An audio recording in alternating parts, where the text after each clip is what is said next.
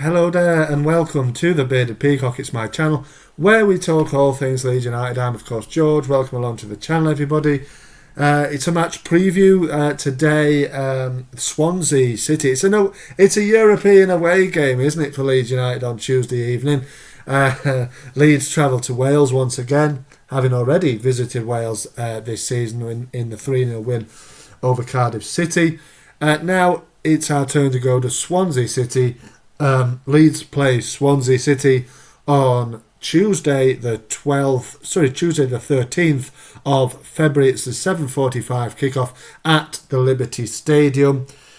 Swansea all in white, which is a shame for us because it's going to mean that we're going to have to play in one of the changed strips. I believe we're probably going to play in the away strip, one that we are yet to win in so far this season. Hopefully that curse will be broken on Tuesday night. Fingers crossed, because let's keep this winning run going. I think we will. Difficult game in a sense that all the away games are tough. We have seemed to have arrested our recent or season sort of bad form away from home. With that win over Cardiff City, I seem to remember Leeds have sort of rallied a little bit away from home and sort of and done okay. But it is difficult. It's harder away from home than it is at Ellen Road. Obviously, at Ellen Road, we're absolutely flying, coming off the back of that 3-0 win over Rotherham on Saturday. But if a little bit of team news, if we have a look at that, I think Dan James is available for a trip to his old stomping ground as one of a few lads who are playing up against their former teams, one of four actually. Will we see them all in the starting 11 on Tuesday? Connor Roberts, who made his debut off the bench in the 3-0 win over Rotherham at the weekend. There's Joe Rodon, who of course will play. There's Dan James, and of course Joel Perreault, who is the most recent man to wear the Swansea City shirt, as recent as last season, of course. There's four of them, but Dan James is available again, so I imagine he'll be probably on the bench. Nonto's taken his opportunity, hasn't he? Played well and scored a couple of goals and looked dangerous as well. So I imagine Nonto will, have a place from the start. Dan James, if he's going to play at all, will probably come off the bench, but he's a welcome welcome back, of course, to the squad, because we all know how important he has been for us so far this season. I think Sam Byram is out. So Byram's not going to play. I don't think he'll have featured in the starting 11 anyway. Junior Firpo, like Willie Nonto, has seized his opportunity and done very well, kept himself fit, and he's done well when he's been called upon so far this season. So he'll probably continue at left back. I think Jamie Shackleton is also injured again. Not a great miss to the starting 11 or squad in any way, really. And I think that's about it. Obviously, Pascal Struijk is injured still. No deadline on his return, or no date for his return as of yet. I don't think so. Who knows when he will be available, but Ethan Ampadu is doing a fantastic job of covering for him. Him and Joe Rodon are absolute rocks, aren't they, at the back for Leeds at the moment, and fantastic partnership at the centre of our defence. So hopefully that will continue. Obviously, Ampadu, not a former Swansea man, but a Welsh international, of course. So look at Swansea then. Sitting sort of lower mid-table, aren't they? I think they've needed that win on Saturday. It was their only win of the last 5 championship games. 1 win, 3 defeats and a draw. Only 4 points collected from those 5 games. If you throw the 5-0 thrashing at Bournemouth in the FA Cup in there as well, it's just 1 win in the last 6 in all competitions. The new manager is really not pulling up any trees at all, is he? Like I said, they needed that win. It was a fantastic win, really, for them away at Hull City. So keeps the gap between them and the relegation zone. I don't think they're any danger of getting relegated. It's probably too far off the playoffs now to to really mount anything of a challenge. I think they're about 11. I think they're something like 11 points off the playoffs. So and maybe like I think there's something like 7 or 8 off relegation. So they epitomise mid-table, don't they? Really. Obviously changed the manager. Since we played them last, but they'll play 4-2-3-1. They'll match us up probably in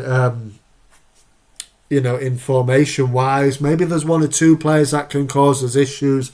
Patino, Patterson, who got the early goal at Ellen Road earlier on this season.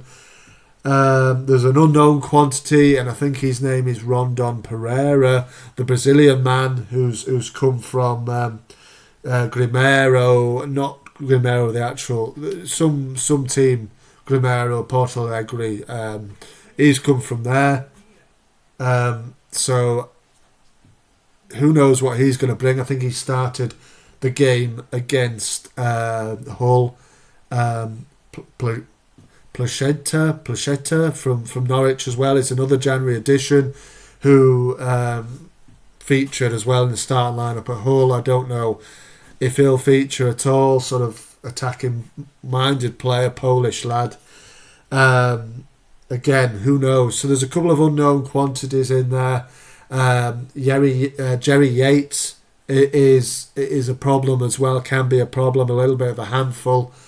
So they can cause us issues on the day, but I just don't see it happening, to be quite honest with you. Leeds, I think, are just too strong for this sort of opposition, particularly on the run we're on. Obviously, 6 league wins in a row.